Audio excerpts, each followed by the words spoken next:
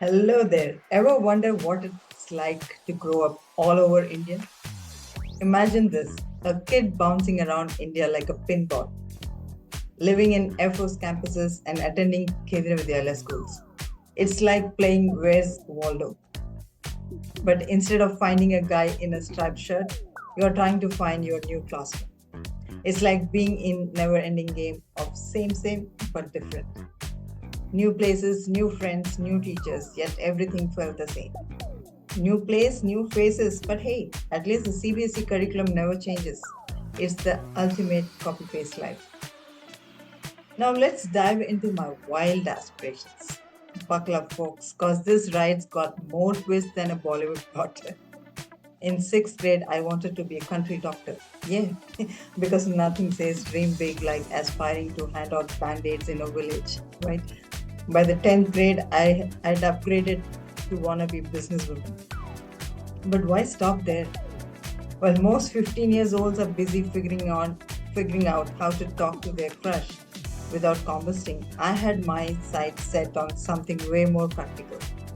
I wanted to build an entire city. Because who needs Minecraft when you can play real life SimCity? Am I right? I'm talking perfect roads smoother than a politician's promises. Schools so top notch they would make Harvard look like a lemonade stand. And hold on to your seatbelts, a car factory. Because nothing says I'm a normal teenager. Quite like dreaming about urban infrastructure and automotive assembly lines. Because hey, every 15-year-old has urban planning and automotive manufacturing on their mind, right? So there I was a 15-year-old with dreams bigger than my scrunchy collection, ready to organize urban living one imaginary blueprint at a time. I was busy planning the next New York. Move over Donald Trump? Yeah. Yeah, he was a thing back then too. There's a new mogul in town and she hasn't even gotten her learner's permit yet. At this rate, I would be on the cover of Forbes before I even figured out how to record my favorite Friends episodes on VHS. Oh, and get this. In college, I wrote that I would either be a saint or the prime minister in one of my friends' scrapbooks. Talk about hedging your bets. I guess I figured if I couldn't run the country, I could at least pray for it. But reality, oh sweet reality, had other plans. Reality, though, had a different script. It looked at my dreams and said, "That's cute, now watch this." I aced my 12th grade exams aiming for BBA and then MBA, ended up with BCom and a half baked MCom. It's like ordering a gourmet meal and getting served instant noodles. During my college days came the let's play accountant phase. I worked as an apprentice for a successful CA in the town. Though I was good at my job, spoiler alert, numbers and I have restraining order against each other now. Hold on to your floppy disk, people, because this is where my career took off faster than you could say you got made.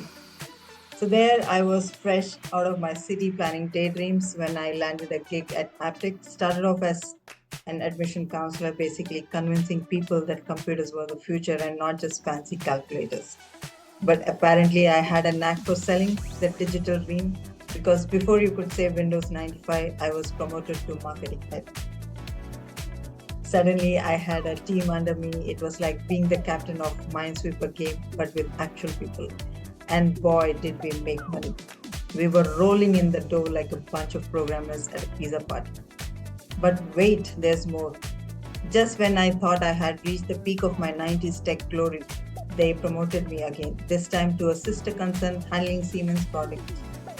I became the business chief, which is fancy talk for the boss of beach boxes and blinking lights. Let me tell you, affluence and I became tighter than scrunchies on a cheerleader's wrist. I was making so much money. I could afford to supersize my value meals every day.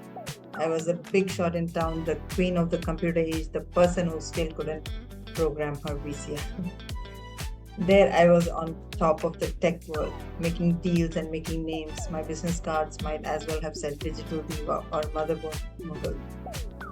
I was so successful, I could probably afford to buy a second landline for my dial up internet. Oh, the 90s, when success smelled like warm toner and sounded like a dial up modem. Those were the days, folks. Those were the days.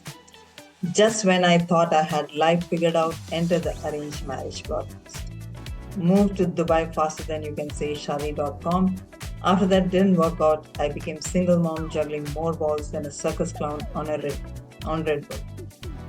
Now I'm focusing on projects for kids because after all that life experience, who better to guide the youth than someone who's made every mistake in the book, right?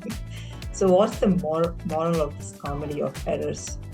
Well, if I would stuck to my sixth grade dream, I could have been Dr. Band-Aid. If I followed my 10th grade goal, I might have been the next Bill Gates or Donald Trump. But hey, where's the fun in that? Instead, I took the scenic route through life, collecting stories that make for great stand-up material.